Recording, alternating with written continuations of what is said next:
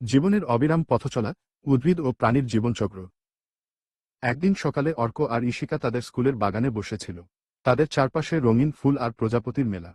ঈশিকা একটি ছোট বীজ হাতে নিয়ে বলল, জানিস অর্ক, এই ছোট্ট বীজটার ভেতরেই লুকিয়ে আছে একটি বিশাল গাছের প্রাণ। সব জীবেরই বেড়ে ওঠার একটা সুন্দর চক্র থাকে। অর্ক অবাক হয়ে বলল, তাই নাকি? চলো তাহলে আজ আমরা এই রহস্যটা খুঁজে বের করি। অর্ক বাগানের এক কোণে মাটি খুঁড়ে বীজটি পুঁতে দিল। সে প্রতিদিন সেখানে জল দিত। কয়েকদিন পর দেখা গেল, বীজ থেকে একটি ছোট সাদাটে অংশ বের হয়ে মাটির উপরে উঠে আসছে।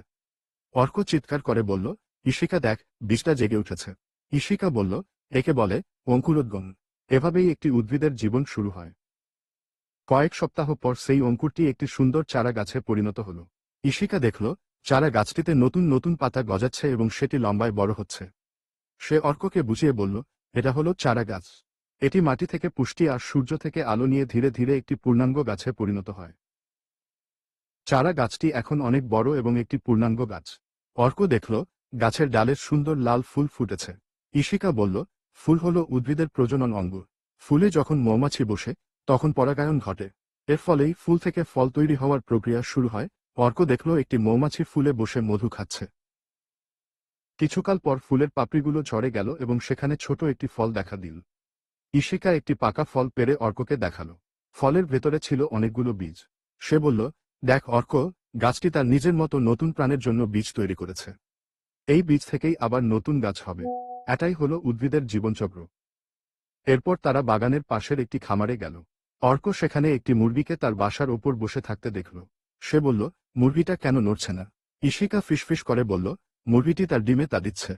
প্রাণীদের জীবনচক্র শুরু হয় ডিম বা সরাসরি বাচ্চা জন্মের মাধ্যমে। এটি মুরগির জীবনচক্রের প্রথম ধাপ। হঠাৎ তারা একটি টিকটিক শব্দ শুনতে পেল।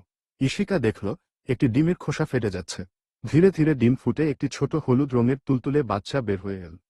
ঈশিকা খুশিতে হাততালি দিয়ে বলল, দেখ, ডিম ফুটে বাচ্চা বের হয়েছে। এটাকে বলে ডিম ফোটানো। কি মিষ্টি, তাই না?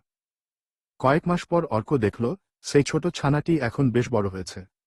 তার মাথায় লাল ঝুঁটি গজিয়েছে এবং সে ডাকাডাকি করছে। অর্ক বলল, ঈশিকা, সেই ছোট ছানাটি তো এখন ঠিক তার মায়ের মতো একটি পূর্ণাঙ্গ মুরগি হয়ে গেছে। ঈশিকা সায় দিয়ে বলল, হ্যাঁ, এটাই প্রাণীর বেড়ে ওঠা। ঈশিকা একটি ছবির খাতায় গাছ আর মুরগির ছবি এঁকে অর্ককে দেখাল। সে বলল, দেখ অর্ক, উদ্ভিদের বীজ আর প্রাণীর ডিম আসলে একই রকম। উভয়ই নতুন জীবনের সূচনা করে। উদ্ভিদ বীজ থেকে শুরু হয়ে আবার বীজে ফিরে আসে, আর মুরগি ডিম থেকে শুরু হয়ে আবার ডিম পাড়ে। একেই বলে জীবনচক্রের ধারাবাহিকতা। সূর্য ডুবুডুবু। অর্ক আর ঈশিকা বাড়ি ফেরার পথে ভাবছিল, প্রজনন না থাকলে পৃথিবীতে কোনো প্রাণী বা উদ্ভিদই থাকত না। অর্ক বলল, প্রজননের মাধ্যমেই পৃথিবী চিরকাল সবুজ আর প্রাণবন্ত থাকে। তারা দুজনে হাত ধরাধরি করে হাসিমুখে বাড়ির দিকে রওনা হল।